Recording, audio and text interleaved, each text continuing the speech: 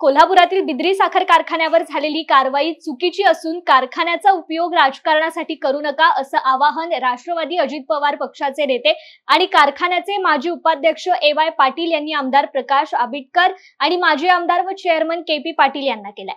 बिद्री कारखाना 65,000 सभासद शेतकऱ्यांचा आहे, त्यामुळे कारखान्यात राजकारण करण्यापेक्षा सर्वपक्षीय नेत्यांना एकत्र करून ज्या काही त्रुटी आहेत त्या दूर करणं गरजेचं आहे असं मत पाटील यांनी माध्यमांशी बोलताना व्यक्त केलंय।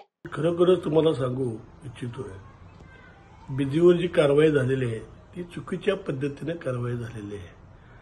माझी दोन्ही आमदारांना, आजी आणि माजी आमदारांना विनंती आहे की चुकीच्या पद्धतीनं कारखान्याचा उपयोग राजकारणासाठी करण्यापेक्षा त्या शासनाच्या माध्यमातून या तालुक्यातल्या 40 तालुक्यातल्या सर्व पक्षीय मंडळांना एकत्र करून शासनाला भेटून ज्या आमच्याकडे त्रुटी असतील त्याची आम्हाला त्यांनी हे करून द्यावं, त्या त्रुटी आम्ही त्या दूर करू व चुकीच्या पद्धतीनं कारखान्याच्या सभासदांच्या हिताला बाधा येईल असा परवाने रद्द करणे, कारखाना बंद करणे हे सभासदांच्या हिताचं नाही, कामगारांच्या हिताचं नाही असं मला वाटतंय।